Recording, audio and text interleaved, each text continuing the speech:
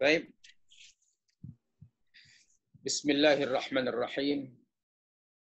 Bermula dengan menyebut nama Allah yang Maha Pemurah lagi Maha Mengasihani.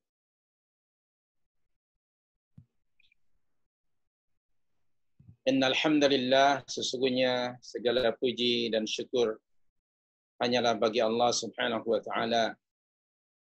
Nahmaduhu, kita memujinya, wa nasta'inuhu, mohon pertolongannya, wa nastaghfiruh, dan mohon keampunannya, wa natubu ilaih, dan kita bertaubat kepadanya, wa na'udzubillah min syururi anfusina, dan kita berlindung kepada Allah dari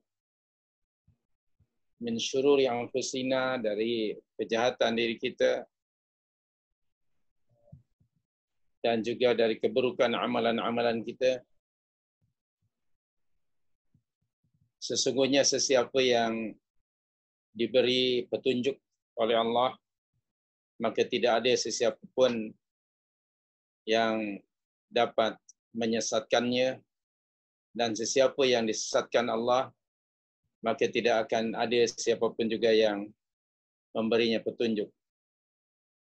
Kita bersaksi bahawa tidak ada ilah yang berhak kita sembah, kita taati dan patuhi, melainkan Allah Subhanahu wa taala yang tiada sekutu baginya. Dan kita bersaksi bahawa Muhammad bin Abdullah sallallahu alaihi wasallam itu adalah hamba-Nya dan utusannya. Salawat serta salam semoga sentiasa Allah limpahkan ke atas junjungan kita Nabi Muhammad sallallahu alaihi wasallam, juga ke atas ahli keluarganya, para sahabatnya, dan siapa sahaja yang berpegang teguh mengikuti dan mengamalkan serta memperjuangkan sunnahnya hinggalah hari kebangkitan nanti. Dengan takdir Allah, dengan kehendak Allah Subhanahu wa taala dan karunia-Nya, akhirnya kita dapat berjumpa kembali setelah berapa lama ya kita tidak berjumpa, sama ada fizikal ataupun secara maya ni. Lebih kurang 4 bulan ni kita tidak pernah berjumpa, dan kita harap kita masih saling mengenal ya antara satu dengan yang lainnya. Maklumlah kita lama ni tak jumpa. Nahmadallah ala kulli hal, kita masih dianugerahkan Allah nikmat yang sangat banyak. Antara lain kita masih hidup dalam keadaan sehat. Ditaufikkan pula Allah Subhanahu wa taala dalam hati ini sukakan akan ilmu, ditaufikkan pada ibadah, ditaufikkan Allah pada mencari dan menuntut ilmu melalui aplikasi Zoom. Bagi melanjutkan, meneruskan pelajaran kita, iaitu mengkaji firman Allah Subhanahu wa taala Suratul An'am yang telah kita mulakan dahulu, dan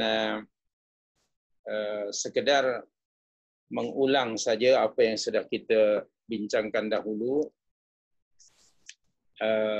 Antaranya bahawa surah Al-An'am seperti mana surah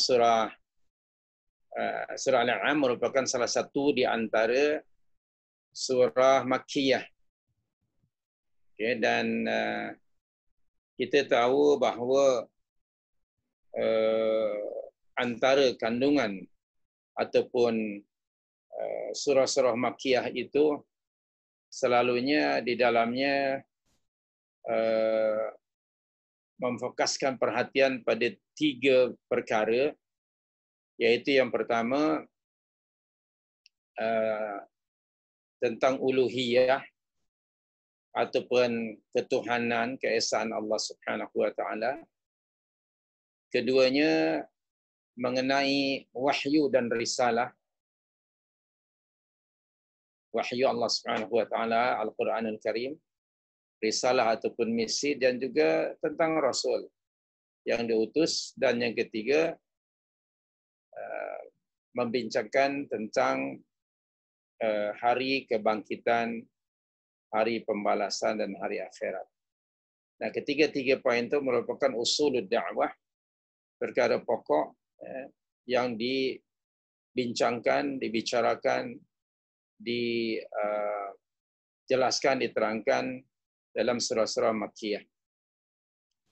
Hanya ada kelainan surah Al-An'am ini, di mana dalam menyampaikan ketiga-tiga dasar ataupun usul dakwah ini dengan dua cara.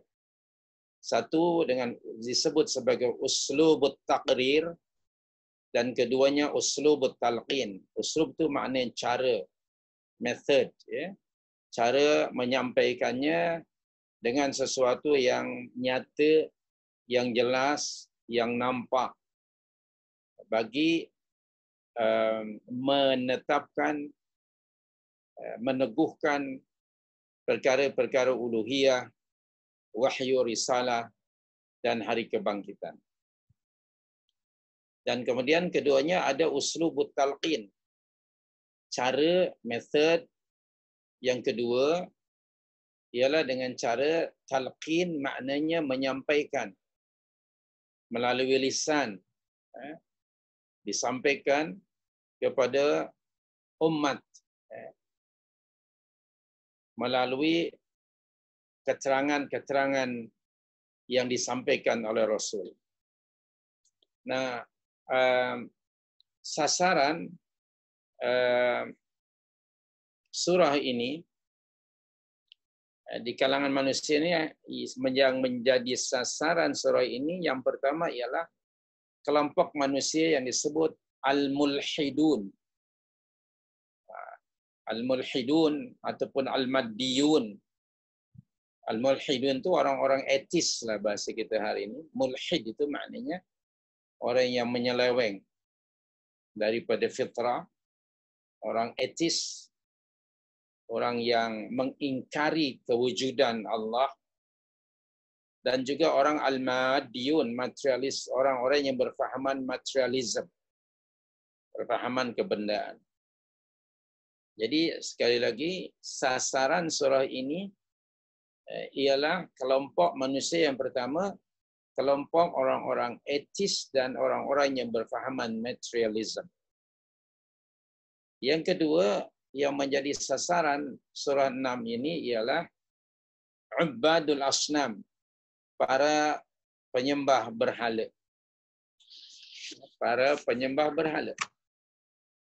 Dan yang ketiganya, kelompok orang-orang mukminin yang telah beriman kepada Allah secara i'tiqad, tetapi iman itu belum lagi dinyatakan, dilaksanakan, direalisasikan dalam bentuk akhlak dan perbuatan. Itu kelompok yang ketiga.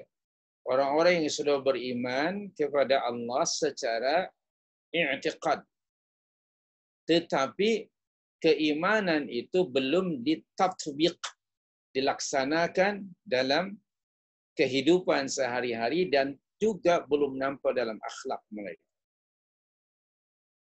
Nah, ini dijelaskan di dalam surah ini. Ya. Baik. Kemudian kembali kepada tadi uslub takrir, cara yang dijelaskan di dalam Al-Quranul Karim bagi menetapkan bukti-bukti dan dalil-dalil yang menunjukkan wujudullah, keberadaan Allah Subhanahu wa taala, melalui penglihatan, menggunakan mata bagi melihat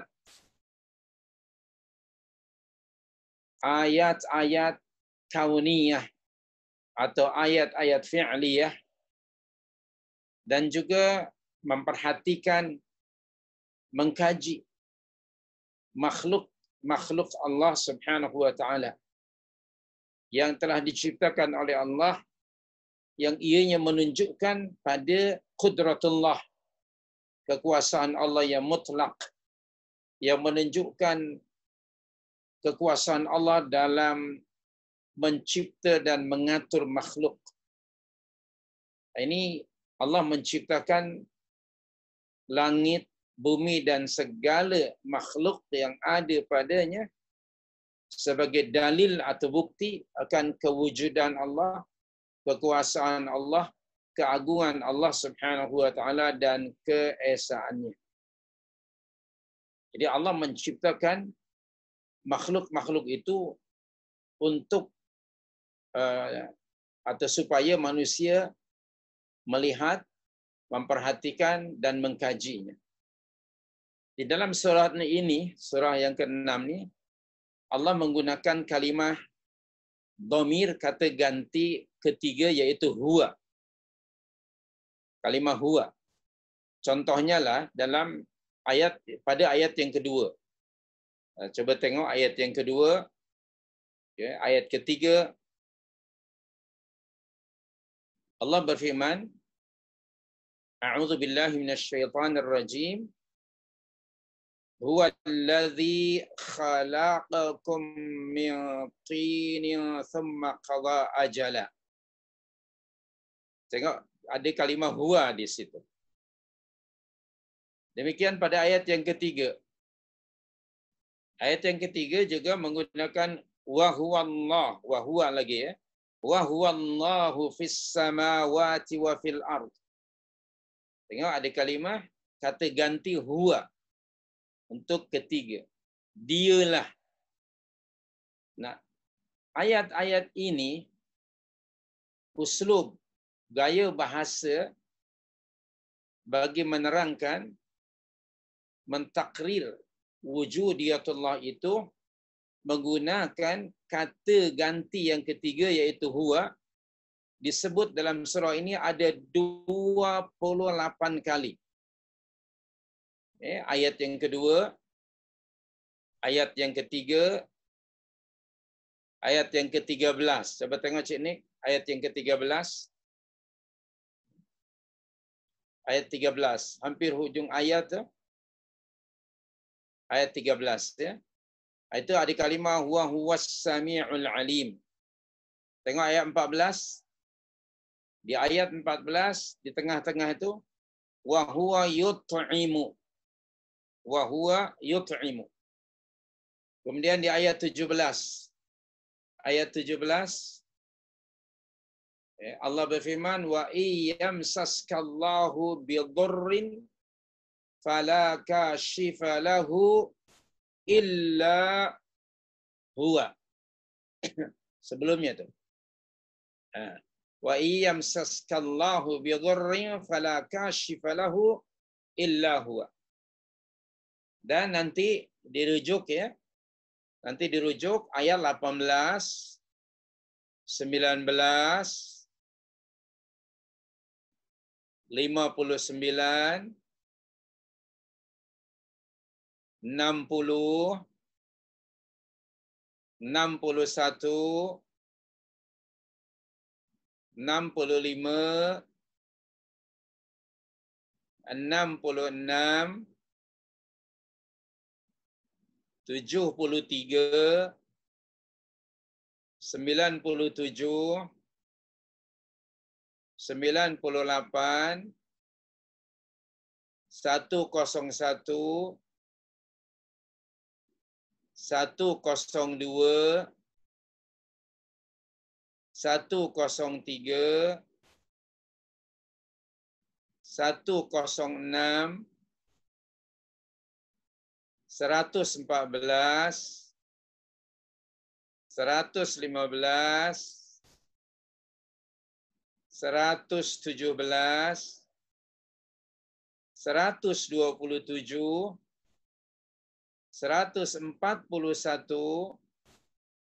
164 dan terakhir 165.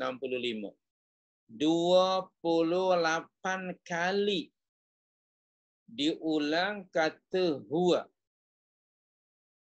Okay. Di sini.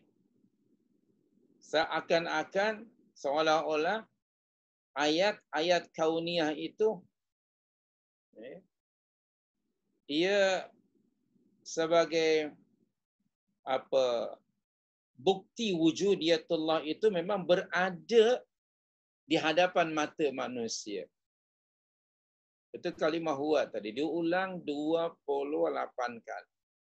Bagi mentakrir, menetapkan kewujudan Allah, kekuasaan Allah Subhanahu wa taala, keagungan Allah dan keesaannya berdasarkan bukti-bukti yang nyata lagi jelas melalui ciptaan-ciptaannya. Okey. Yang kedua, dalam surah 6 ni Allah menjelaskan ketiga-tiga usulud da'wah, keesaan Allah, tentang Al-Quran dan Rasul, juga tentang hari kiamat melalui cara atau uslub talqin. Bukan talqin ingat orang yang meninggal ni, ya, tidak. Maknanya Rasulullah sallallahu alaihi wasallam membacakan, menyampaikan melalui lisannya. Dengan cara itu disampaikan bukti-bukti tadi, dakwah bil lisan, bahkan melalui dakwah dalam menyampaikannya ni menggunakan lisan itu, bahkan Rasul sallallahu alaihi wasallam menggunakan uslub mujadalah. Sebagaimana disebut dalam surah 16, surah An-Nahl ayat 125. Di situ Allah menjelaskan pada kita ada 3 metodologi dakwah. Ada 3 major metodologi dakwah. Surah 16 ayat 125. A'udzubillahi minasyaitonirrajim. 16:125.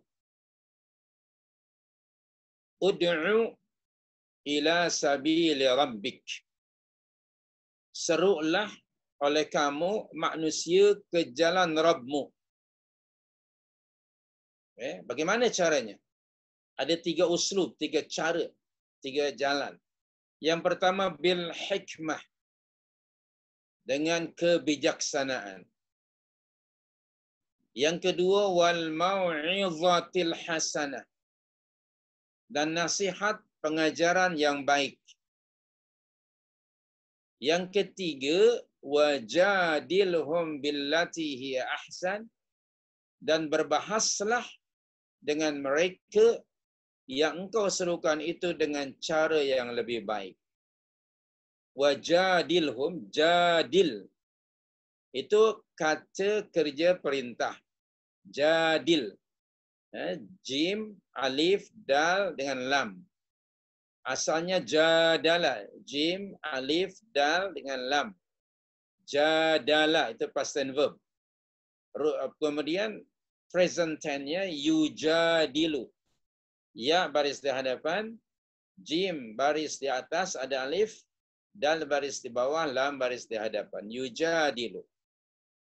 Then root word-nya mujadalah. Mim baris di hadapan, jim alif baris di atas, dal baris di atas, lam baris di atas, tak bulat baris 2 di hadapan. Mujadalatu. Di sini ayat ini wajadilhum, jadil kata kerja perintah. Fi'lul amr. Allah memerintahkan kepada Rasulullah sallallahu alaihi wasallam untuk menggunakan uslub dakwah, menyeru orang, mengajak orang kepada tauhidillah dengan cara yang ketiga, iaitu mujadalah, debating, dengan cara berbahas. Maknanya di sini kedua belah pihak yang menyeru iaitu Rasul sallallahu alaihi wasallam dengan yang diseru berhadap-hadapan, dan kedua belah pihak berpegang pada apa yang mereka ketahui dan keyakinan. Jadi orang-orang al-mad'uun, orang-orang yang menjadi sasaran dakwah, juga mereka pun punya pegangan, keyakinan. Dalam konteks orang-orang Makkah pada masa itu ialah tradisi, kebiasaan yang mereka dapati secara turun-temurun. Okay. Di dalam surah Al-Baqarah 170 dan juga dalam surah Luqman ayat 21, banyak ayatnya, tapi saya bagi satu saja, Al-Baqarah 170. Allah berfirman, Bismillahirrahmanirrahim, wa idza qila lahum, dan apabila dikatakan kepada mereka. Tentu yang mengatakannya Rasulullah sallallahu alaihi wasallam, yang menyampaikannya, menyeru mereka dengan seruan apa? Ittabi'u ma anzalallah. Ini seruan ni. Ittabi'u ma anzalallah. Turutilah. Turutlah akan apa yang telah diturunkan oleh Allah. Ini seruan ni. Turutlah akan apa yang telah diturunkan oleh Allah. Allah menurunkan Al-Quranul Karim. Di dalam Al-Quran Allah menerangkan tentang wahdaniyatullah, bahawa la ilaha illa huwa. La ma'buda bihaqqin, tidak ada yang berhak disembah melainkan dia, yakni Allah. Apa jawaban mereka? Perhatikan, qalu, mereka menjawab, yakni musyrikin Makkah pada masa itu, bal nattabi'u ma alfayna alaihi aba'ana. Ini dia ayatnya. Kata mereka tidak.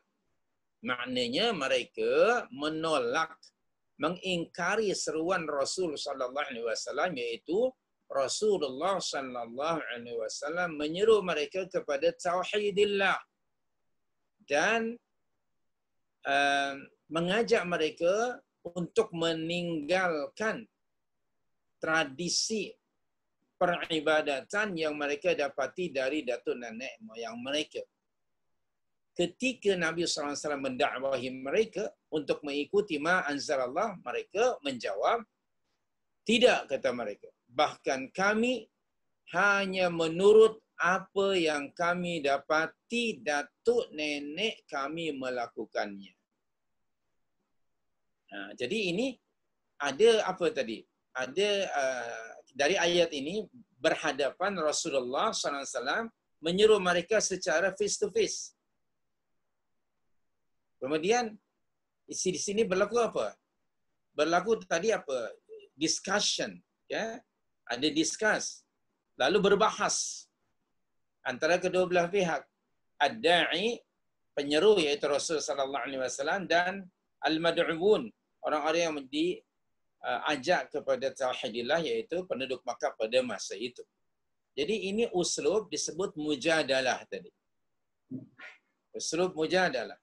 Nah, ketika berlakunya mujadalah, masing-masing itu berpegang pada pegangannya masing-masing, yaitu kemudian ya setelah itu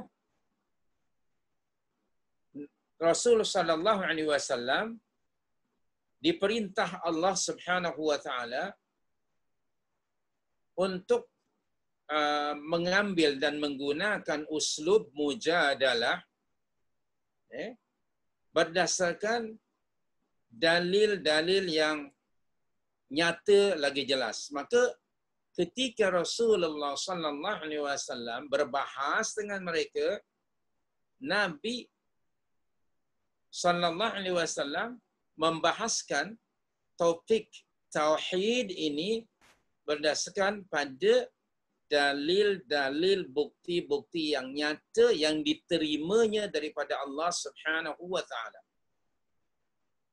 Okey.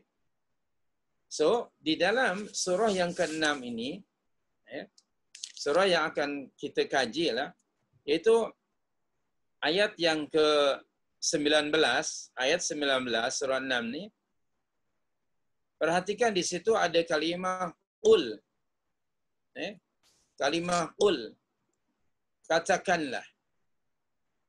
Okey. Di awal tu ayat-ayat yang bermula dengan qul pada surah yang ke-6 ini, subhanallah, diulang 42 kali. Ini bagaimana berbahas, bagaimana Nabi SAW berdebat, berbahas dengan mereka, yang Nabi SAW berbahas dengan mereka berdasarkan pada dalil-dalil yang diterimanya daripada Allah Subhanahu Wa Taala. Ini diketahui dalam surah ini melalui ayat yang berada di dalamnya kalimah qul. Katakanlah. Okey? Ataupun coba tanyakan pada mereka. Dalam surah ini diulang ada berapa? 42 kali. Okey, boleh saya tunjukkan ya perlahan-lahan. Yang ada pen sila catat. Perhatikan bermula pada ayat 11. Bermula dengan ayat 11. Surah 6 ayat 11. Perhatikan awal ayat 11 ada kalimah qul. Tengok ayat 12. Sama. Ayat 14.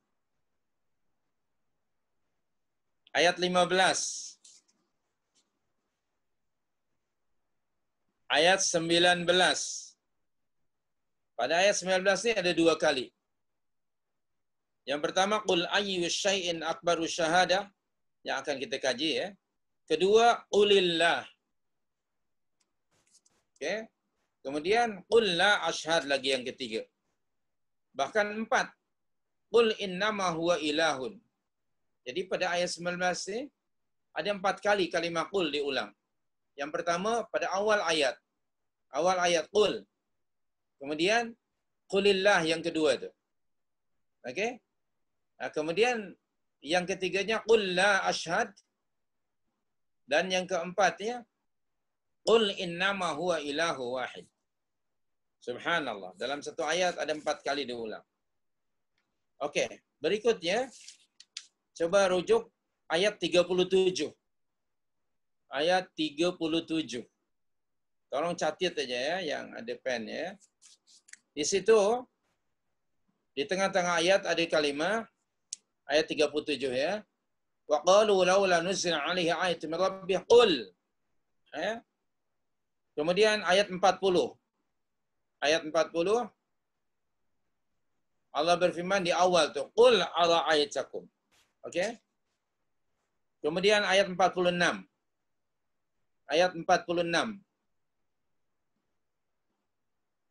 Qul ara'aitum. Itu 46. Ayat 47. Qul ara'aitakum. Ayat 40, ayat 50. Ayat 50. Qul la aqulu lakum. Okey, awal tu. Dan di tengah-tengah tu, qul hal yastawi. Itu dia. Qul hal yastawi. Kemudian tengok ayat 56. Ayat 56. Ada 2 di situ. Qul inni nuhitu, dan di tengah-tengah qul la attabi'u. Qul la attabi'u ahwa'akum. Kemudian ayat 57. Qul inni ala bayyinatin min rabbi. Ayat 58. Qul law anna 'indi ma tasta'jiluna bihi. Ayat 63. Ayat 63. Qul may yunajjikum. Ayat 64. Qulillah. Ayat 65. Qul huwal qadir. Ayat 66 di tengah-tengah ayat. Qul lastu. Itu dia. Qul lastu alaikum biwakil. Kemudian ayat 71. Ayat 71. Awal ayat, Qul anad'u min dunillah. Di tengah-tengah hampir hujung ayat, Qul inna hudallah. Qul inna hudallahi huwal huda. Okey. Kemudian ayat 90. Di tengah-tengah ayat, Qul la as'alukum. 91. 91. Ada kalimah Qul man anzalal kitab. Dan hampir hujung ada Qul. Qulillah. Itu dia. Okey. Kemudian pada ayat 106. Ayat 106. Sorry, bukan 106. Sorry, next. 109. Sorry, 109. 109. Di tengah-tengah itu ada kalimah Qul innamal ayat. Okey. Alright. Berikutnya 135. Ayat 135.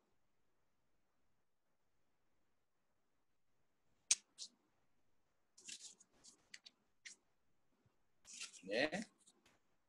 Kemudian 145. 145 awal ayat juga.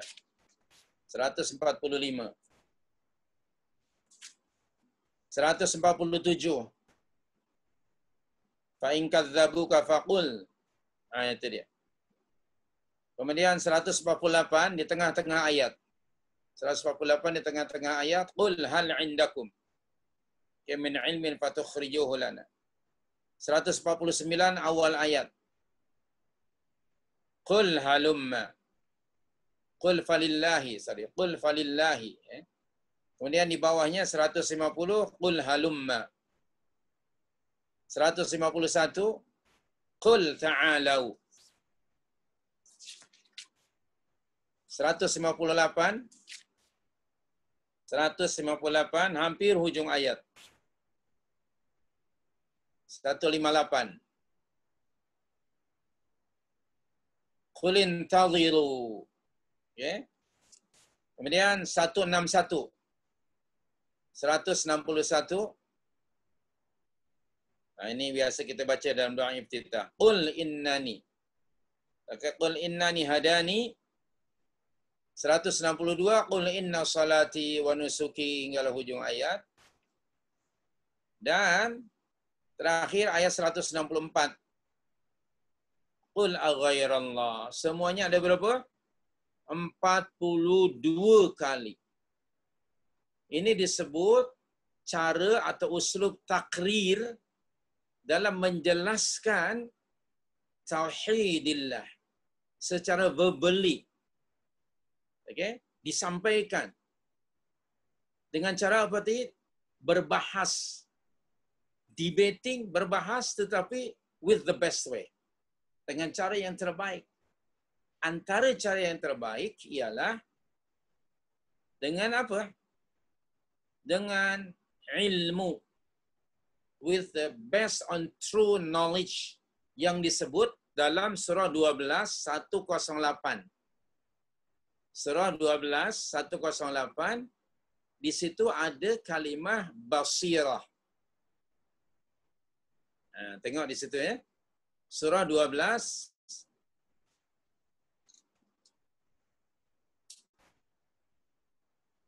okay, surah 12,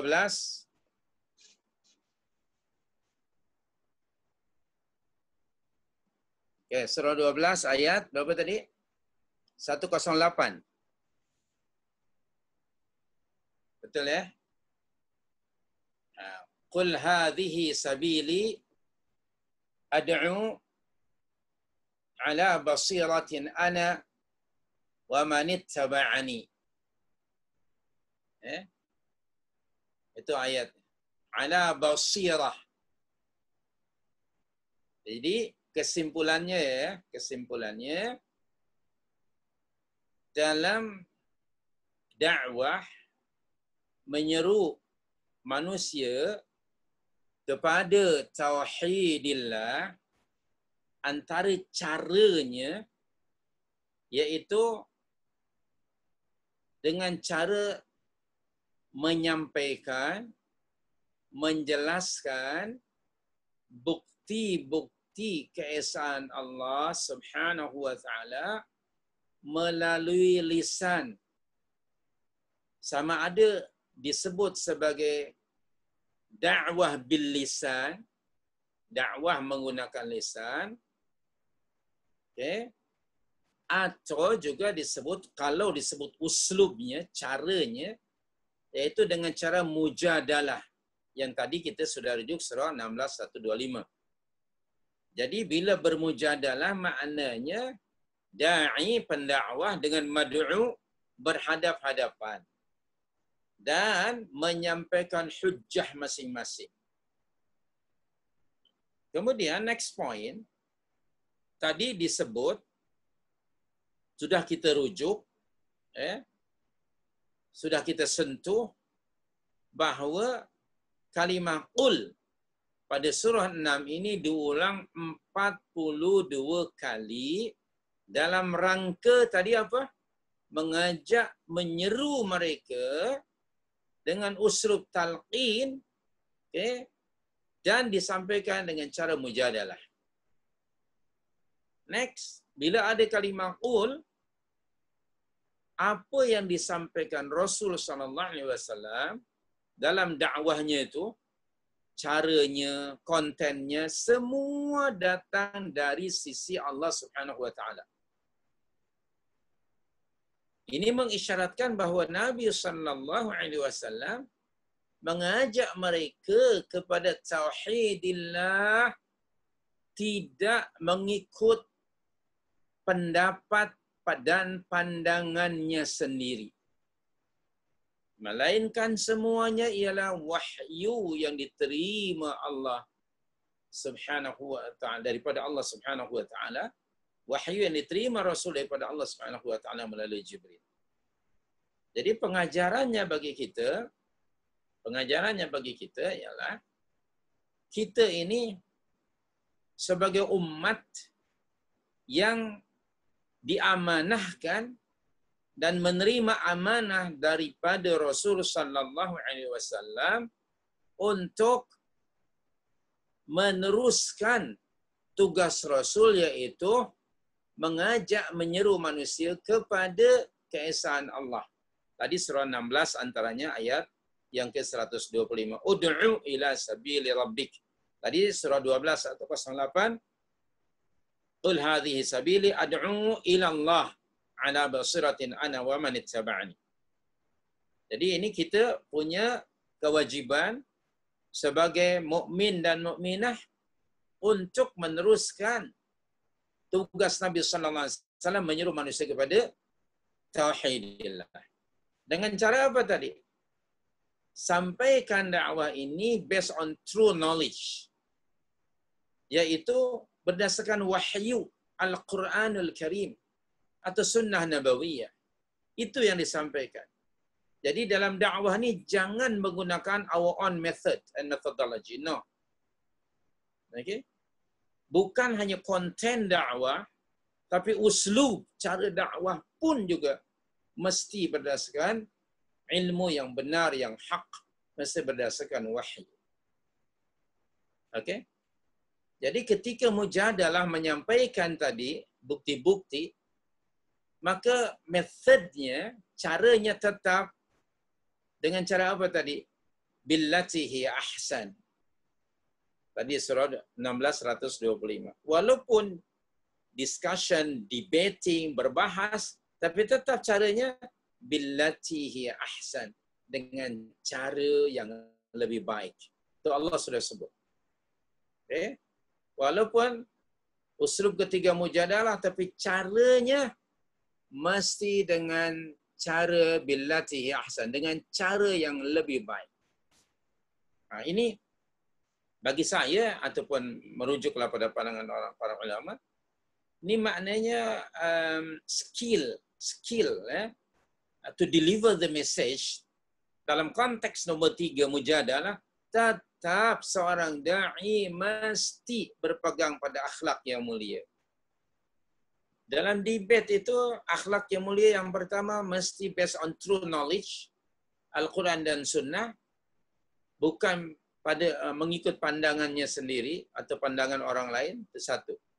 Keduanya, caranya tetap sampaikan dengan bahasa yang baik, dengan mimik muka yang baik, dengan intonasi perkataan yang baik. Itu semuanya skill.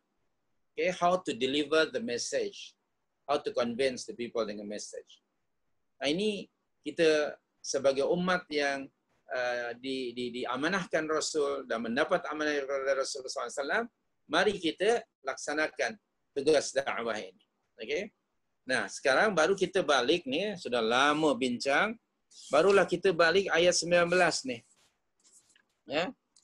Nah, perhatikan pada ayat 19, firman Allah, A'udzu billahi minasyaitonir rajim. Qul ayyu syai'in akbaru syahadah. Bertanyalah wahai Muhammad sallallahu alaihi wasallam. Ini perintah daripada Allah kepada Rasul sallallahu alaihi wasallam. Dalam ketika apa dia? Bermujadalah. Debat apa nama? Kedua belah pihak dalam bahasa kita lah. Tidak ada yang mengalah lah bahasa kita begitu. Masing-masing merasa benar. Maka ketika masing-masing merasa benar, okey, mesti ada yang memberi persaksian. Siapa di antara kedua belah pihak ini yang benar? Dia mesti bawa seorang saksi. Okey? Ini sampai kepada kemuncak ya. Tadi itu debating berdasarkan ilmu begitu jelas sekali, tetap saja mereka menolaknya, mengingkarinya, maka mesti cara yang terakhir sekali bagi membuktikan siapakah yang benar, mesti ada orang ketiga untuk memberikan persaksian. Subhanallah. Ini sampai kemuncak ini ya. Nah, di sini pertanyaannya, Allah memerintahkan kepada baginda SAW, bertanyalah, wahai Muhammad SAW, dengan pertanyaan ini, pertanyaannya. Bertanyalah kepada penduduk Makkah waktu itu. Ayyu syai'in akbaru syahadah. Itu pertanyaannya. Apakah sesuatu yang lebih besar persaksiannya? Tanya kepada mereka. Okey. Sekarang aku akan membawakan kepada kamu saksi. Kerana apa? Orang-orang musyrikin Makkah pada masa itu, mereka pernah meminta kepada Rasul sallallahu alaihi wasallam, kalau memang kamu itu Rasul atau utusan Tuhan, kenapa Tuhan tidak menurunkan malaikat bersama kamu? Anzala malaikat. Kenapa Allah tidak mengutus malaikat bersama kamu bagi apa atau bagi memberi persaksian bahawa kamu itu memang benar-benar utusan Allah. Jadi mereka pernah mencabar Nabi sallallahu alaihi wasallam. Kenapa tidak turun bersama Muhammad seorang malaikat bagi memberi persaksian bahawa memang Muhammad ini utusan Allah Subhanahu wa taala. Okey. Jadi mereka ni mengingkari atau menolak pengutusan Nabi sallallahu alaihi wasallam hingga mereka meminta supaya Allah menurunkan seorang malaikat bagi membuktikan bahawa memang dia ini seorang utusan Allah Subhanahu wa taala. Saya bagi contoh ya, kita rujuk apa namanya, surah dalam Al-Quran, mungkin surah Al-A'raf ke, ataupun ada sekejap ada Allahumma salli ala Muhammad. Ada satu ayat itu Allahumma salli ala Muhammad az-zukhruf ke, ataupun ada ayatnya laula unzila ilaihi malakun. Sekejap ya. Laula unzila ilaihi malakun. 1 2 3 4 1 2 3 1 2 3 4 laula unzila 1 2 3 4. Okey. Surah okey subhanallahil karim, dalam banyak ayat. Ini surah Al-An'am pun ada. Kejap surah Al-An'am ayat ayat nombor 8. Al-An'am 8, wa qalu laula unzila alaihi malak. Wa qalu laula unzila alaihi malak. Dan banyaklah ayat yang lain. Mereka meminta, mereka berkata, mengapa tidak diturunkan malaikat kepada Muhammad? Sebab bila malaikat turun itu akan memberitahukan kepada kami sebagai saksi. Misalnya seolah-olah malaikat berkata begini, wahai penduduk Makkah, aku ni malaikat, aku datang ni bagi memberi persaksian kepada kamu bahawa Muhammad ini memang utusan Allah. Itu yang mereka kehendakilah. Okey. Nah, ketika kedua belah pihak yang berbahas tidak ada yang mengalah lah bahasa kitanya ya. Dan walaupun Rasulullah SAW tadi membawa bukti-bukti yang nyata, tapi mereka tetap saja mengingkari dakwah Rasul, menolaknya. Maka ayat 19 ini, qul ayyu syai'in akbaru syahadah. Adakah persaksian yang lebih hebat, lebih tepat, lebih benar, lebih jitu, lebih besar daripada Allah? Maka jawabannya apa? Qulillah. Ayat berikutnya. Qulillah. Katakanlah Allah menjadi saksi. Syahidun baini wa bainakum. Allah menjadi saksi antaraku dengan kamu. Subhanallah. Pertanyaannya sebagai manusia ni, adakah saksi yang lebih hebat daripada Allah Subhanahu wa taala? Adakah saksi yang persaksiannya lebih benar daripada Allah Subhanahu wa taala? Tentu saja tidak ada. Subhanallahil karim. Jadi menunjukkan bahawa aku ini adalah utusan Allah. Antara persaksian Allah lah ya. Saya bagi satu ayat saja. Allah memberi persaksian pada surah 48 ayat 29. Surah 48 ayat 29.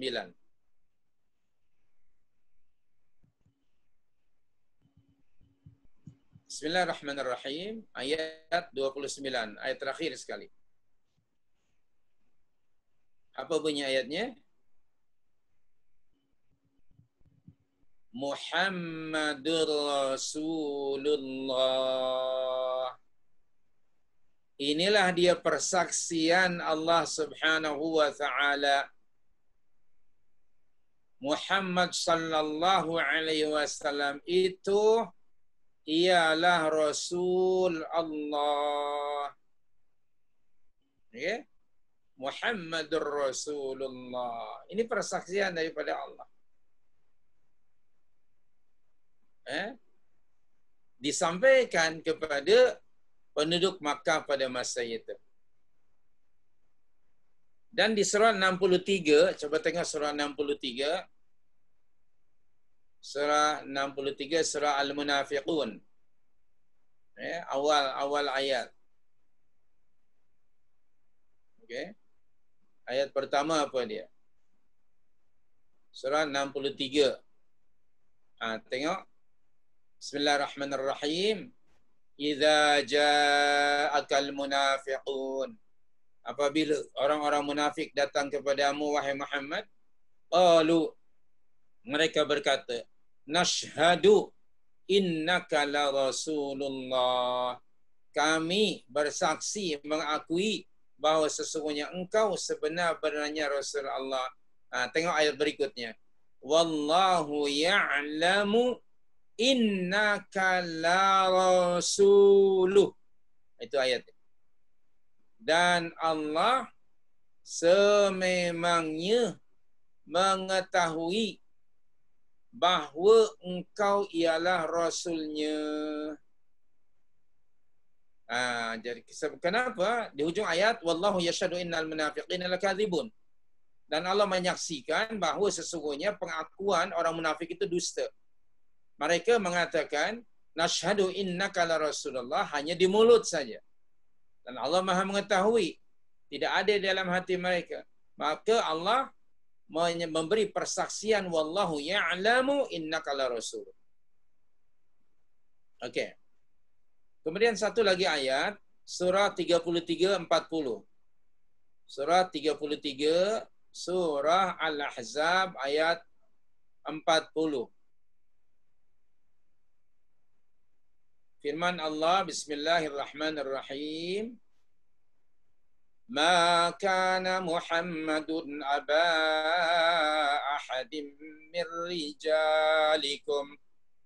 Bukanlah Nabi Muhammad itu dengan sebab ada anak angkatnya menjadi bapa yang sebenar bagi seorang dari orang lelaki kamu. Maksudnya Zaid, ya.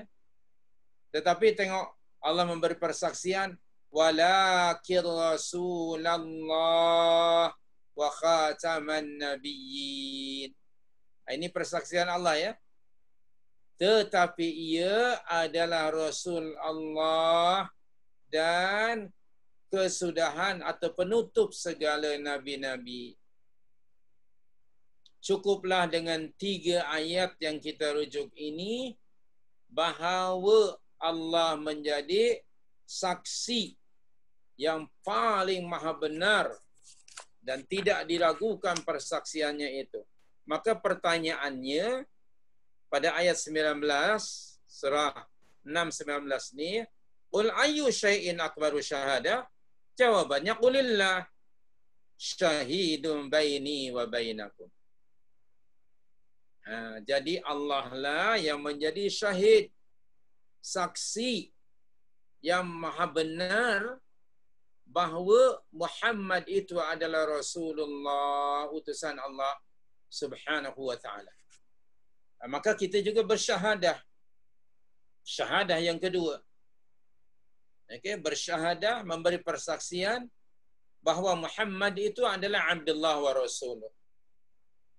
Okay? Kerana memang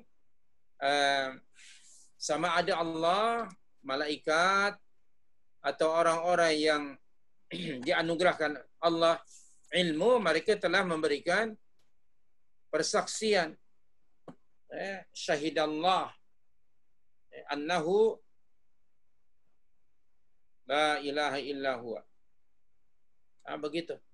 Jadi dengan jawaban qulillahu syahidun baini wa bainakum, maka terbatallah hujah-hujah mereka.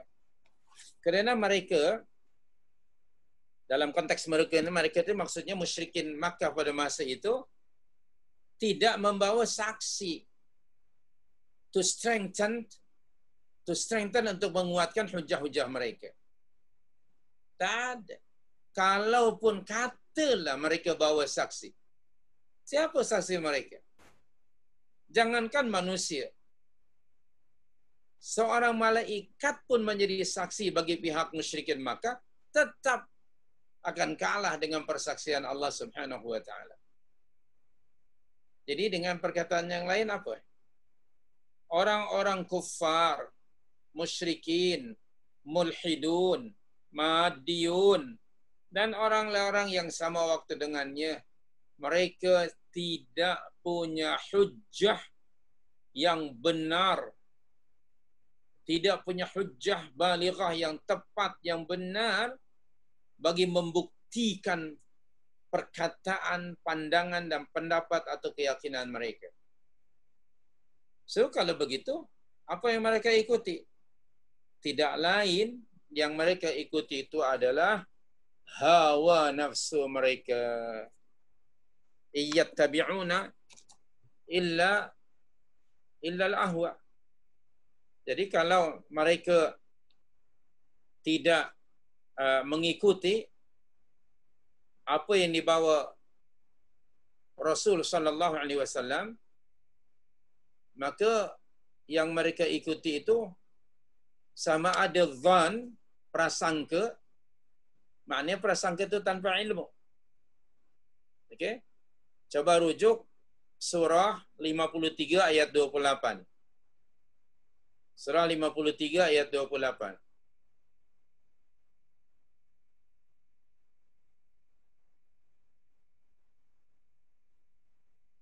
Okey? Okey? Iyattabi'una illa dhanna wa ma lahum bihi min ilmin, sedang mereka tidak mempunyai ilmu sebarang pengetahuan mengenainya. Kalau begitu apa yang mereka ikuti? Tidak lain yang mereka ikuti hanyalah mengikuti sangkaan semata-mata.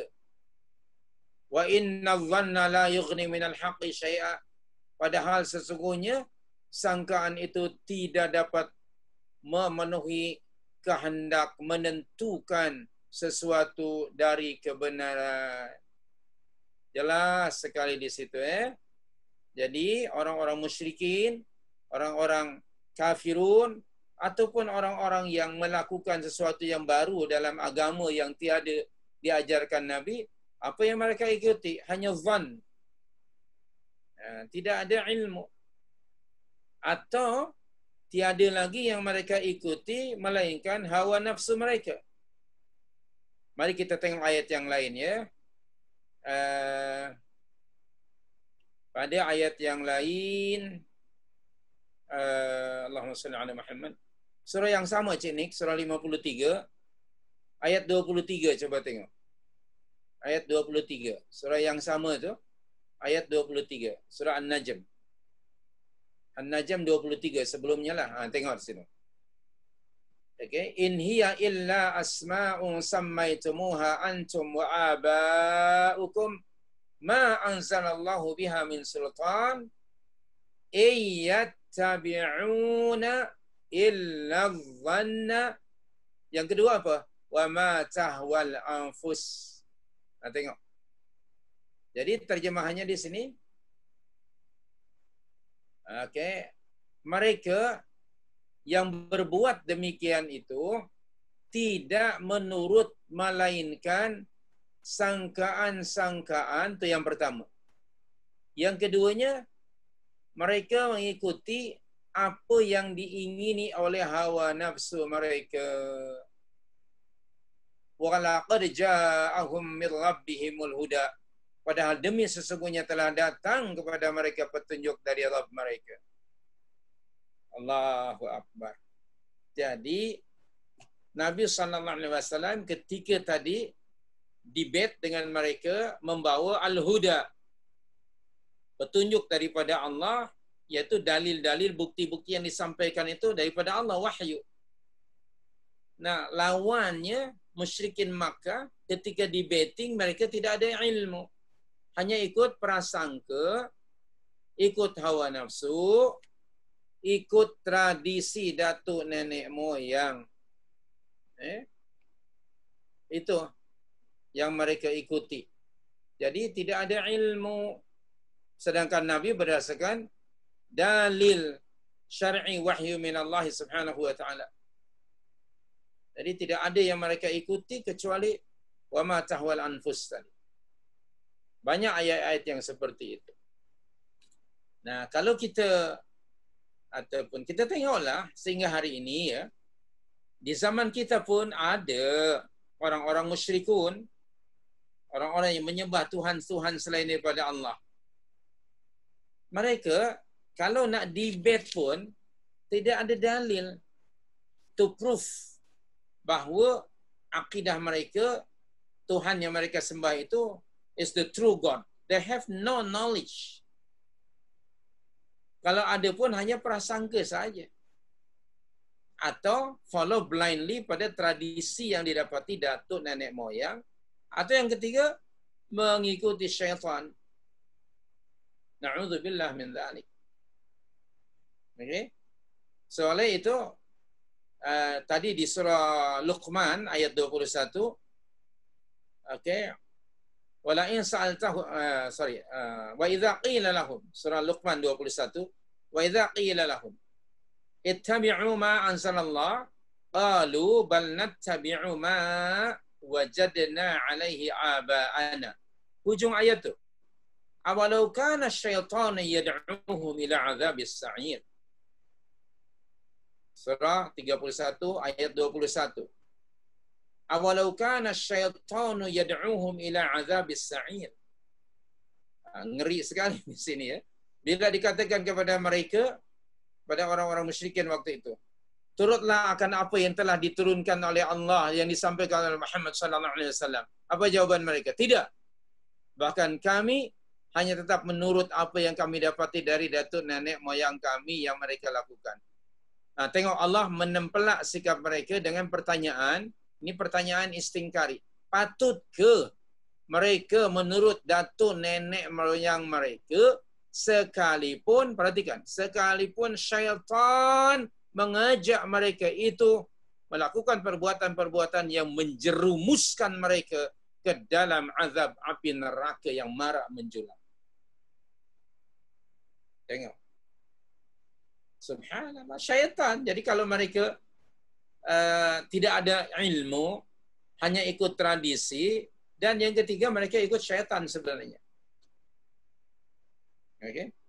Satu lagi ya, buktilah, sebagai bukti mereka ikut syaitan, masa debating tu, masa discussion, Anda akan dapati orang-orang macam ini very emotional. Dan tengok, kalau debate, dia pasti emosi.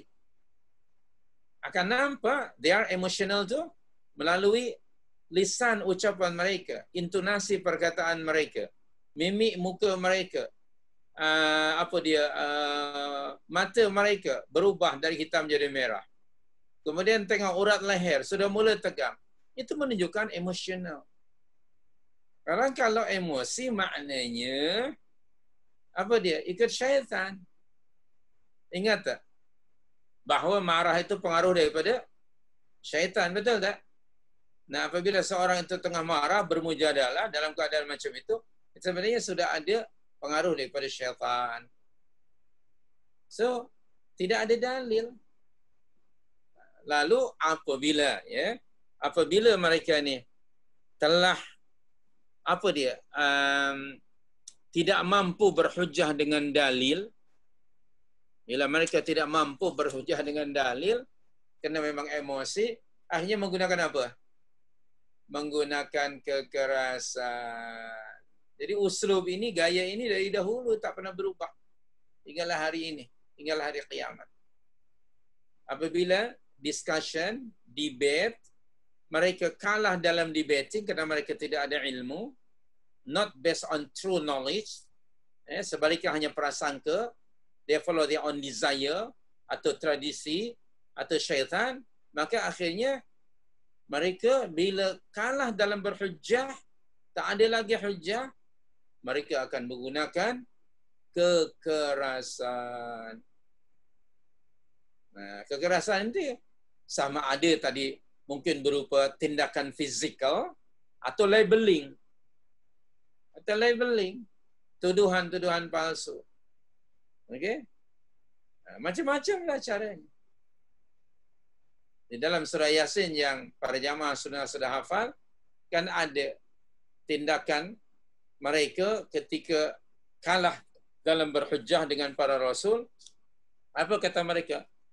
Fa'il lam tantahu lanarjumannakum wala yamassannakum minna azabun alim. Itu uslub tu dari dahulu.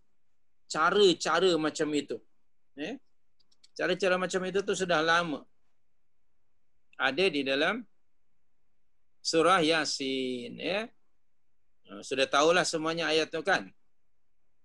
Betul tak? Kata mereka pada ayat 18 lah, ya, ayat 18. Okey, mereka kata la illam ta'tahu la narjumannakum wa la yamassannakum minna azabun alim. Itu dia. Jadi gaya macam ni, emosional dan menggunakan kekerasan tu bukan baru.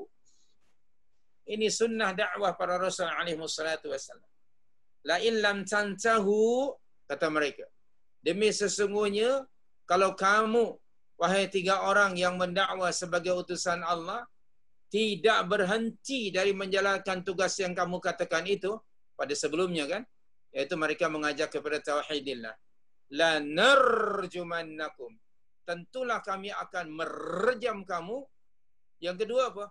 Wala yamassannakum minna azabun alim, dan sudah tentu kamu akan merasai dari pihak kami azab siksa yang tidak terperi sakit. Begitulah. Begitulah kaum Nabi Nuh, begitulah kaum Nabi Ibrahim, Raja Namrus, begitulah kaum Nabi Musa Fir'aun. Begitulah Abu Jahal and the gang.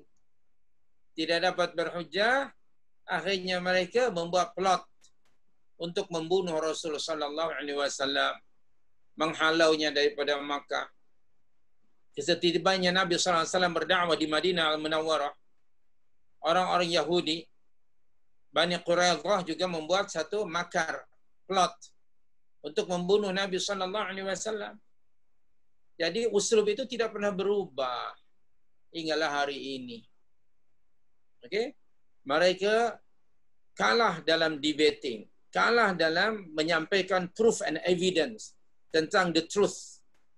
Okey? So, bila kalah, gunalah kekerasan. Hari ini berlaku tak? Cara macam tu berlaku. Na'udzubillah min dzalik. Jadi, kalau kita baca ayat macam ini, relaxlah kita dalam berdakwah. Dakwah kita sebagaimana Rasulullah sallallahu alaihi wasallam, yakni membawa proof and evidence based on true knowledge, not according to our own opinion and desire. Tetapi ini semuanya adalah datang dari Allah Subhanahu wa taala. Sampaikan the truth, kebenaran. Sampaikan tentang bagaimana sikap mereka dalam atau karenah mereka dalam menyikapi dakwah. Do not worry, itu anda akan alami, anda akan hadapi seperti mana yang pernah dihadapi oleh para Rasul alaihi wassalatu wassalam. Okey? Cukuplah wahyu. Tengok, kita balik lagi pada ayat 19. Subhanallah. Tengok ayat 19 ni. Wa uhiya ilayya hadzal Qur'an li'unzirakum bihi wa man balagh. Tengok tu. Dan diwahyukan kepadaku Al-Quran ini supaya aku memberi amaran dengannya kepada kamu dan juga kepada sesiapa yang telah sampai kepadanya seruan Al-Quran itu. Itu dia ya. Wa uhiya ilayya hadzal Qur'an li'unzirakum bihi wa man balagh. Alright.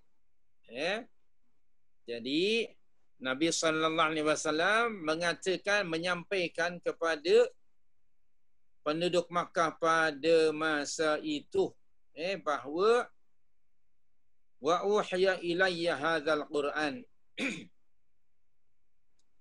telah diwahyukan kepadaku Al-Quran ini agar aku memberi peringatan dengannya kepada kamu dan juga kepada sesiapa yang telah sampai kepadanya seruan Al-Quran itu. Okey, apa dia penerangannya lebih lanjut? Balik tadi bahawa dakwah Rasul sallallahu alaihi wasallam sumbernya apa? Sumbernya wahyu, yaitu Al-Qur'anul Karim. Wa uhiya ilayya hadzal Qur'an. Maka kita semasa kita nak mengajak manusia kepada tauhidillah, sumber rujukan kita juga sama, yaitu Al-Qur'anul Karim. Sampaikanlah wahyu kalamullah wa uhiya ilayya hadzal Qur'an. Uhiya diwahyukan. Jadi Rasulullah SAW mendapat wahyu daripada Allah Subhanahu wa taala berupa Al-Qur'an. Dan wahyu itu sejak zaman itu dikumpulkan, diwahyukan Allah kepada Rasul, dikumpulkan, dicatat, alhamdulillah hingga hari ini, hingga hari kiamat. Allah lah yang menjaga, memelihara authenticity, relevansi Al-Quran ini. Ingat surah 15 ayat 9 yang selalu kita rujuk. Wahyu ini kekal abadi hingga hari ini, hingga hari kiamat, dijaga, dipelihara oleh Allah Subhanahu wa taala sebab ia menjadi sumber rujukan dakwah. Inna nahnu nazzalna dzikra wa inna lahu lahafizun. Sesungguhnya kamilah yang menurunkan Al-Quran dan kamilah yang memelihara dan menjaganya. Jadi dalam dakwah ni hendaknya kita menggunakan Al-Quran. Okay? Jadi jangan kita berdakwah mendahulukan apa pandangan kita sendiri, pendapat kita sendiri. Rujuklah kalamullah dan barulah sunnah nabawiyah. Okey? Nah, kemudian masa semakin habis macam ni ya. Satu lagi, untuk apa Al-Quran itu diwahyukan Allah kepada Rasul? Li'unzirakum bihi. Balik pada surah 6 ayat 19. Li'unzirakum bihi. Maka Nabi SAW itu disebut sebagai apa? Nadhirun. In ana illa nadhirum mubin. Li'unzirakum, untuk memberi peringatan kepada kamu. Maka itu Nabi SAW, menurut firman Allah, Nabi menyatakan SAW, in ana illa nadhir. In ana illa nadhir. Banyak ayat macam itu. Misalnya pada surah 26 115. Surah 26 115. Surah Asy-Syu'ara 115. 26 macam ni. Surah 26. Asy-Syu'ara, itu dia. In ana illa nadhirum mubin. Aku ini hanyalah seorang rasul, pemberi amaran yang jelas lagi nyata kepada semua, tidak kira hina atau mulia. Okey. Jadi Nabi itu peranannya, fungsinya sebagai nadhir, atau juga disebut munzir. Disebut juga selain nadhir ada another word iaitu munzirun. Munzirun juga warner lah, orang yang memberi peringatan ataupun amaran.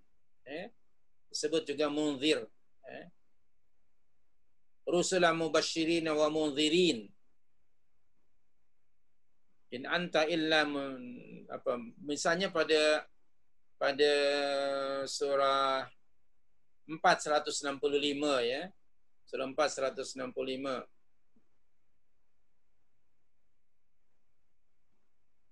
Di situ Allah berfirman, rusulan mubashshirina wa munzirina. Surah 465 ya. 465.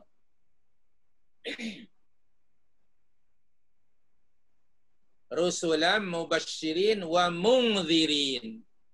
Rasul-rasul yang kami telah utus itu semuanya sama ada mereka sebagai pembawa berita gembira, itu disebut mubasyir kepada orang-orang yang beriman, dan kedua wa munzirin, pembawa amaran kepada orang-orang yang kafir dan yang berbuat maksiat.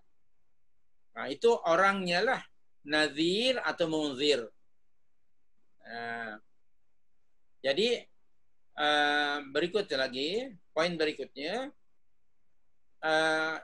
dalam ataupun ketika seorang rasul dan Anda mendakwahi orang-orang musyrikin, kalau Anda mendakwahi orang-orang musyrikin, maka cara Anda berdakwah mesti dengan cara mendahulukan warning. Mendahulukan warning. Amaran. Okey? Peringatan. Kalau yang menjadi sasaran dakwah itu orang-orang musyrikin, maka Anda mesti mendakwahi mereka dengan cara memberi peringatan. Okey, contohnya dalam surah Yasin ayat yang ke-6. Surah Yasin surah 36 ayat yang ke-6. Surah 36 ayat yang ke-6. Allah berfirman, litunzira qauman ma unzira aba'uhum fahum ghafilun. Ini sebelumnya, sebelum ayat ini, pada ayat yang kedua disebut wal Qur'anil Hakim. Ayat yang ketiga, innaka laminal mursalin. Dengan apa Nabi menyeru manusia? Dengan Al-Quran. Dari mana Al-Quran? Ayat nombor 5. Tanzilal Azizir Rahim. Apa kewajiban Nabi? Bagaimana Nabi memulakan dakwah? Menyeru umatnya pada waktu itu penduduk Makkah yang musyrikun dengan inzar. Litunzira. Mendahulukan inzar dari bisyarah. Okay? Bisyarah tu kepada orang yang sudah beriman. Bagi inzar dahulu, bagi warning. Begitu, dengan cara mendedahkan kebatilan akidah mereka. Tuhan mereka itu bukan Tuhan yang sebenarnya. Banyak ayat-ayat dalam Al-Quran. Ya. Kemudian, ketika disampaikan dakwah tentang who is the true God itu, dan Tuhan mereka adalah Tuhan yang palsu, then bagi warning. Litunzira. Itu dia. Litunzira qauman ma unzira aba'uhum fahum ghafilun. Bahkan di surah Yasin sendiri, surah Yasin ayat 69 dan 70. Coba tengok ayat 69 70. Allah berfirman, bismillahirrahmanirrahim, wa ma 'allamnahu asy-syi'ra wa ma yanbaghi lah in huwa illa dzikrun. Tengok, in huwa illa dzikrun wa Qur'anun mubin. Ayat 70 apa? Liyunzira. Itu kalimahnya. Liyunzira. Supaya ia, yakni Muhammad sallallahu alaihi wasallam, memberi peringatan. Atau ia itu kembali pada Al-Quran. Wa Qur'anun mubin. Jadi kesimpulannya, apabila yang menjadi sasaran dakwah itu orang-orang penyembah berhala, maka hendaknya didahulukan cara mendakwahi mereka dengan warning. Okay? Jadi kita membagi warning tu dengan Al-Quran. Balik pada surah 6 ayat 19 tadi ya. Ayat 19 tadi, wa uhiya ilayya hadzal Qur'an li'unzirakum bihi. Jadi dalam berdakwah ini gunakan Al-Quran ya. Kemudian ada kalimah wa man balagh.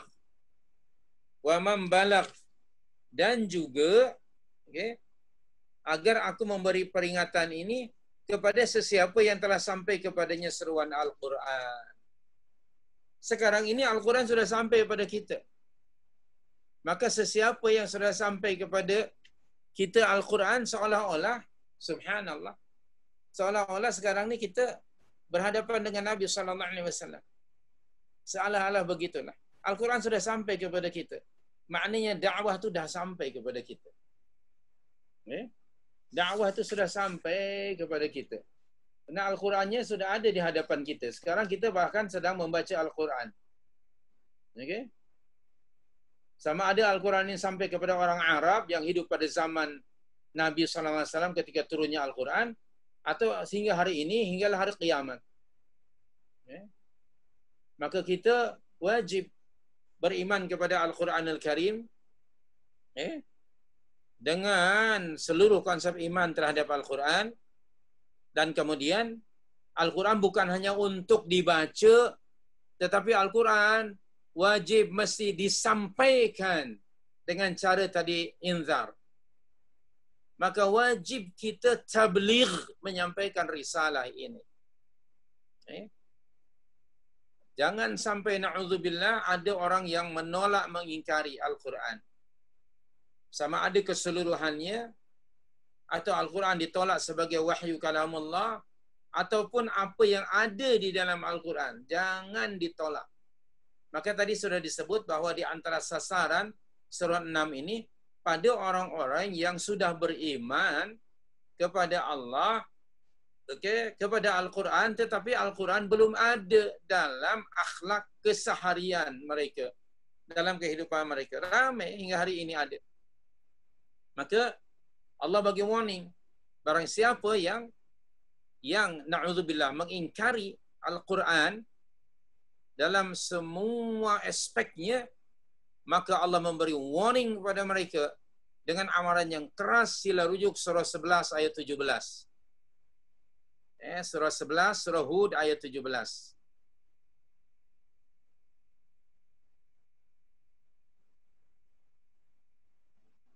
Okay. Tengok di sini. Di tengah-tengah ayat, tengok tu. Di tengah-tengah ayat.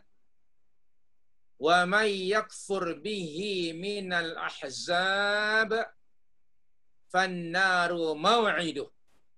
Tengok itu. So saya baca dari awalnya. Afaman kana ala bayyinatin min rabbih. Jika demikian, adakah sama mereka itu dengan orang-orang yang keadaannya sentiasa berdasarkan bukti yang terdapat dari benda-benda yang diciptakan oleh Tuhannya? Yatluhu syahidum minhu wa min qablihi kitabu Musa imama wa rahmah. Dan diikuti oleh kitab suci Al-Quran, memberi kenyataan sebagai saksi dari pihak Tuhan, meneguhkan bukti yang tersebut sebelum itu. Kenyataan yang serupa diberi oleh kitab Nabi Musa AS yang menjadi ikutan dan rahmat kepada umatnya. Ulaika yu'minuna bih. Mereka itu, orang-orang yang berkeadaan demikian, mengakui, menerima Al-Quran. Okay. Berikutnya apa? Wa may yakfur bihi minal ahzab. Dan sesiapa ingkar akan Al-Quran itu dari kumpulan-kumpulan kaum kafir, fannaru maw'iduh. Maka nerakalah dijanjikan menjadi tempatnya. Wal'iyadzubillah. Fala taku fi miryatin minhu. Oleh itu, janganlah engkau, wahai Muhammad SAW, menaruh perasaan ragu-ragu terhadap Al-Quran. Perhatikan. Ragu-ragu, meragukan relevansi Al-Quran pun sudah tidak boleh. Dilarang oleh Allah. Watmo mengingkari keseluruhannya. Fala taku fi miryatin minhu. Innahul haqqu min rabbik. Allah mengemphasizekan di sini. Ketahuilah sesungguhnya Al-Quran itu adalah perkara yang benar dari Rabbmu. Walakinna aktsarun nasi la yu'minun. Akan tetapi kebanyakan manusia tidak percaya kepadanya. Ini satu warning kepada mereka yang meragukan relevansi Al-Quran. Ini very strict warning daripada Allah Subhanahu wa taala. Fannaru maw'iduh. Sungguh malang. Kalau dulu orang-orang yang meragukan, yang menolak, mengingkari Al-Quran itu orang musyrikin, hari ini kenyataannya antara orang-orang yang menolak Al-Quran, yang mengingkari Al-Quran, yang ragu-ragu akan relevansi Al-Quran dan kesyumulan Al-Quran, justru orang yang mengatakan dirinya beriman pada Al-Quran.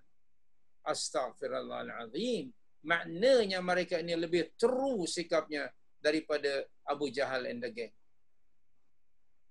Hadahumallah, semoga Allah memberi hidayah taufik kepada mereka. Okey, sudah habis ya waktunya sini ya. Okey. Baik, saya akan bacakan satu hadis ya, saya akan bacakan satu hadis. Ibnu Mardawih meriwayatkan juga Abu Naim dari Abdullah bin Abbas. Hadis ini hadis marfu'. Katanya, man ballaghahul Quran, sesiapa yang Al-Quran telah datang padanya, faka'annama syafahtuhu bihi, maka seolah-olah aku menyampaikan, membacakan kepadanya.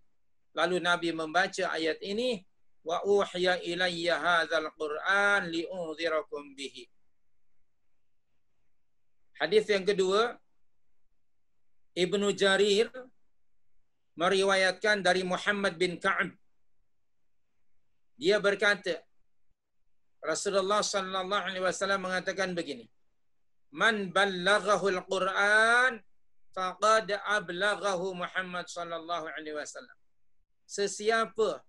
Siapa saja yang Al-Quran telah datang kepadanya, maka sungguh Muhammad sallallahu alaihi wasallam telah menyampaikan kepadanya. Allahu Akbar. Kemudian ada lagi hadis yang lain. Abdul Razzaq meriwayatkan daripada Qatadah dalam menjelaskan firman Allah ini, surah 6:19, li'unzirakum bihi wa man balagh, bahawa Rasulullah sallallahu alaihi wasallam telah bersabda, ballighu 'anillah, sampaikanlah oleh kamu apa yang datang dari sisi Allah Subhanahu wa taala, yakni Al-Quran. Faman ballaghathu ayatun min kitabillah, maka sesiapa yang telah sampai satu ayat dari kitab Allah kepadanya, faqad ballaghahu amrullah, maka sungguh faqad ballaghahu amrullah, telah sampai kepadanya perintah Allah Subhanahu wa taala. Okey. Kemudian Ibnu Al-Munzir, Ibnu Jarir, Abu Syekh, Ibnu Hibban Al-Ansari meriwayatkan daripada Muhammad bin Ka'ab Al-Quradhi radhiyallahu anhu, dia berkata, man ballaghahul Quran faka'annama ra'an Nabi sallallahu alaihi wasallam. Sesiapa yang Al-Quran telah sampai kepadanya, maka seolah-olah seakan-akan dia melihat Muhammad sallallahu alaihi wasallam dengan matanya sendiri. Allahu Akbar. So, Al-Quran sekarang telah datang pada kita menjadi saksi nanti di akhirat. Bagaimana sikap kita terhadap Al-Quran? Nanti Al-Quran akan, subhanallah, menjadi saksi. Jadi, wa man balagh tadi.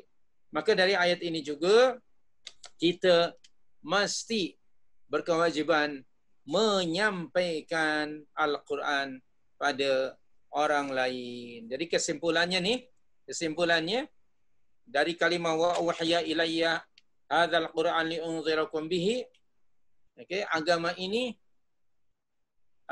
sumbernya adalah wahyu, yaitu Al-Qur'anul Karim, merupakan kalamullah yang tidak datang kepadanya kebatilan sama ada di hadapan dan di belakangnya, kena ia diwahyukan min hakimin hamid, daripada Rabb Tuhan yang maha bijaksana lagi maha terpuji.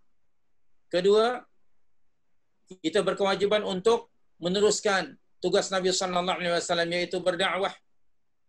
Okey, ajak dan seru manusia.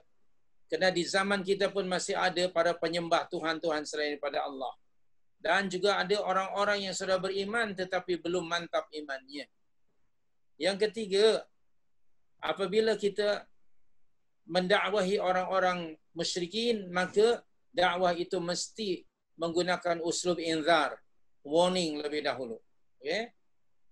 Kemudian yang keempatnya, dalam berdakwah sebagaimana Rasulullah mengajak manusia berdasarkan Al-Quran, maka kita pun seperti itu. Sampaikan ayat-ayat Al-Quranul Karim menjadi bukti tentang kebenaran yang disampaikan itu. Kemudian yang kelimanya, kita sebagai umat dakwah, kita sebagai umat yang dibebankan ke atas kita masing-masing untuk berdakwah meneruskan tugas Nabi sallallahu alaihi wasallam. Kita semua pernah mendengar satu hadis yang sahih yang masyhur, "Ballighu anni walau ayah." Sampaikan oleh kamu daripada aku walaupun satu ayat. Okey, Cik Nik, mungkin kita berhenti di sini dulu ya. Kerana masa sudah lebih ini. Tak sedar saya ya. Ya Ustaz, insyaAllah. Jadi kita belum habis ini. Okey, ada apa-apa barangkali soalan? Ya. Kita ada masalah, tak ke mana-mana kan? Sila siapa yang ada soalan? Ya. Siapa yang ada soalan tambahan ataupun pembetulan ke, sila. Okey, kita ada masa insya-Allah. Tidak tergesa-gesa kan? Insya-Allah semuanya puasa, mungkin tak ke mana-mana kan? Ya. Assalamualaikum warahmatullahi. Ustaz, kita ni kan nak kata kita terlalu pakar mengenai Quran dan ayat-ayat ni susah juga kan.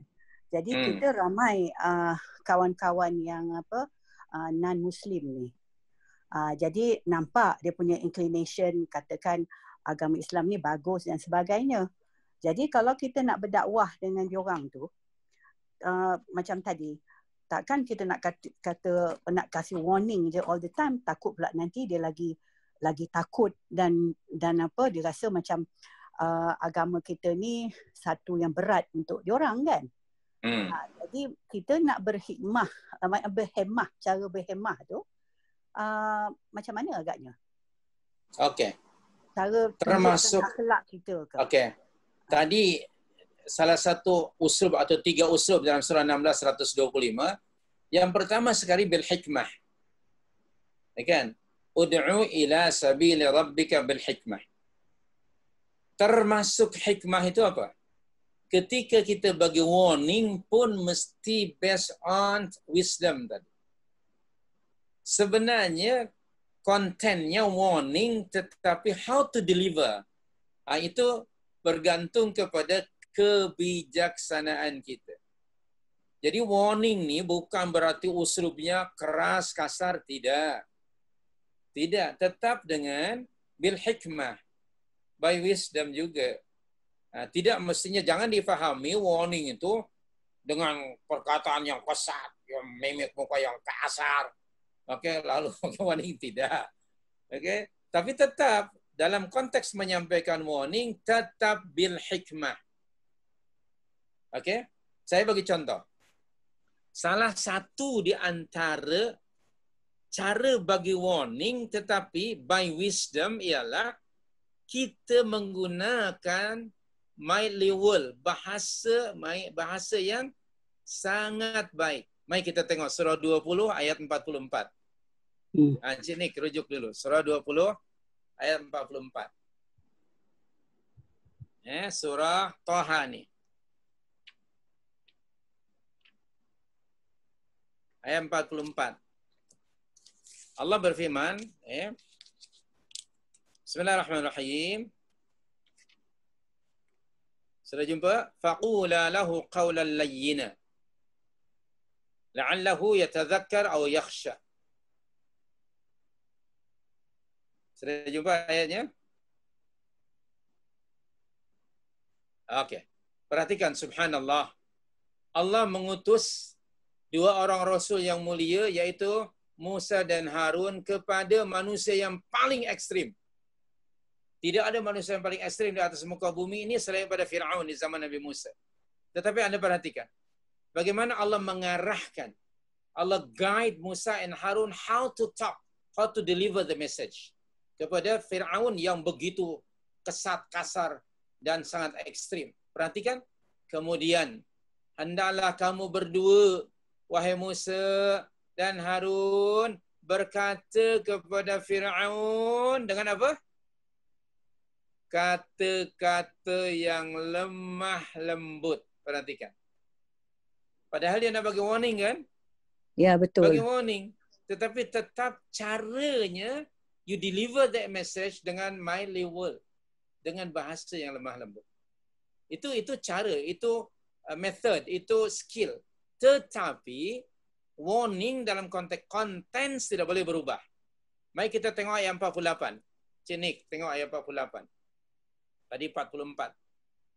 Itu tadi method ya. Method itu. Skillnya how to deliver. Tengah-tengah ayat 48. Ayat 48 macam mana? Inna qad uhiya ilayna annal azab ala man kazzaba wa tawalla. Ini konten.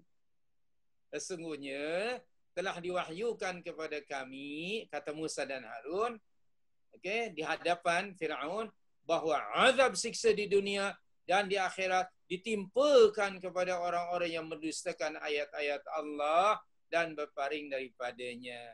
Ini namanya konten. Tapi cara tadi, warning, ini warning, tetapi caranya tetap dengan bahasa yang lemah lembut ke lemah lembik? Lemah lembut. Begitu. Jadi Anda tadi, misalnya ada teman non-Muslim, ya, orangnya nice, very good. Please talk with her, with him dengan nice word. Mimik kita, bahasa kita, intonasi kita, our explanation. Bahkan yang lebih penting lagi ialah kita punya action, kita punya akhlak. Begitu. Jadi kesimpulannya, warning tidak mestinya dalam bentuk yang menakutkan, tidak. Maksudnya, antara konten dengan cara two different issue. Begitu. Mudah-mudahan dapat dipahami lah. Saya punya pengalaman sedikit ya. Saya punya pengalaman sedikit. Waktu saya di Peru dan di Bogota, especially masa saya di Bogota, saya berhadapan dengan atheist, dengan Yahudi, dan agnostis. Bagaimana ketiga orang ini saya menyampaikan dengan tiga cara yang berbeza, kontennya sama. Tapi cara saya memberikan warning pada mereka dengan cara yang berbeza. Subhanallah, ini yang namanya hikmah. Kerana setiap orang yang akan kita seru itu, kalau boleh anda pancing emosinya. Bagaimana emosi dia? Nanti dari itu anda akan tahu which one yang lebih sesuai untuk menyampaikan message itu. Adakah bil hikmah, adakah dengan mau'izatil hasanah, atau adakah dengan mujadalah. Tiga tadi ya. Tiga tu.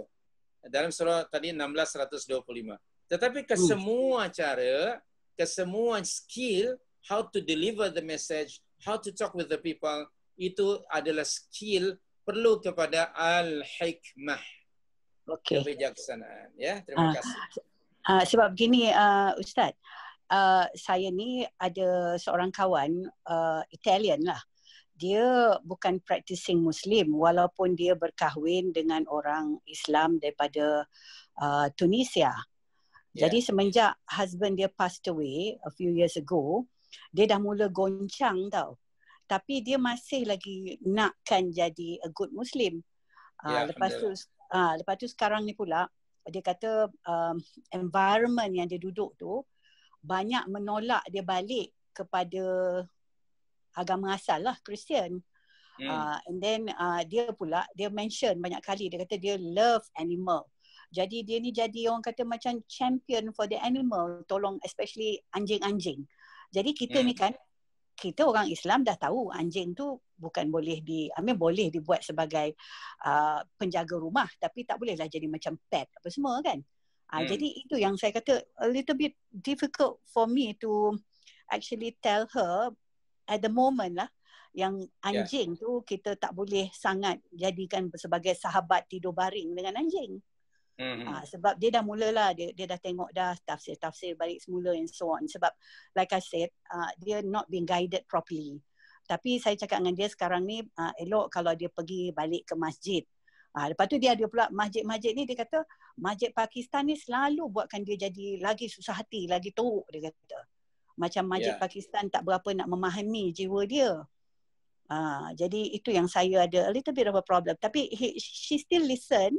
Kalau kita cakap benda-benda yang elok-elok, balik-balik kepada Quran, balik-balik kepada sunnah Rasulullah, tu dia nak dengar. Jadi kita risaukan yang itulah. Terima kasih Ustaz. Sorry lah panjang lebar. Salah satu di antara cara tadi hikmah, kalau kita masih belum mampu ya untuk menyampaikan kepadanya, yang pertama saya tadi melihat tentang environment. Coba kita, anda dan siapa teman-teman yang lain sentiasa berteman dengannya. Sebab environment itu akan mempengaruhi.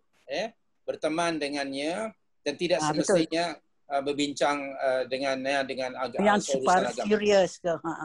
Ya, yang kedua, kalau kita tidak berkemampuan to deliver the message kepada such person, coba kita tanya orang yang lebih mampu dari kita. Ya. Okey, misalnya barangkali kita ada saudara kita Firdaus umpamanya. Firdaus Wong umpamanya, MRM. Ya. Okey, ataupun ada saudara Syah Kirit. Kalau kita tidak mampu. Dan berikutnya, ini minta maaf ini dari pandangan saya ya. Saya mungkin salah.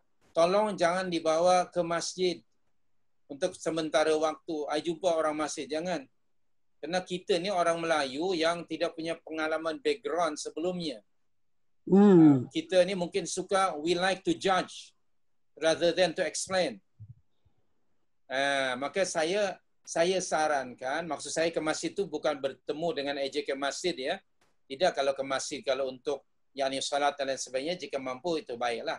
Tetapi dalam konteks tadi untuk memberi penerangan yang baik mungkin kepada diri kita, bagi saya lah, tolong hubungi umpamanya Ustaz Husaini ke, okay? Ataupun saudara Firdaus Wong dan teman-temannya, saudara Syakirit, please refer mereka lebih pengalaman kerana they were non-Muslim before.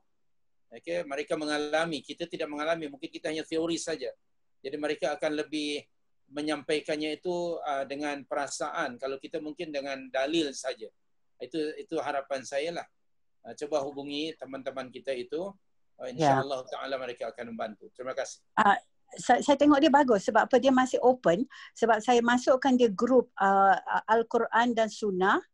Daripada situ dia kata, oh I'm feeling better now, I'm feeling fulfilled, dia kata.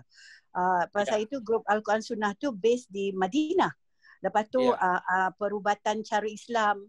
Jadi begitu juga medicine in through Al-Quran dan Sunnah pun dia suka sangat.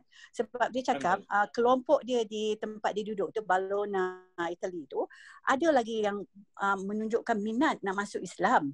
Tapi dia sendiri tak reti nak bawakan dia orang tu. Because dia pun masih mencari-cari lepas husband dia passed away lah, because dia tak ada immediate family member yang Islam yang keliling dengan dia.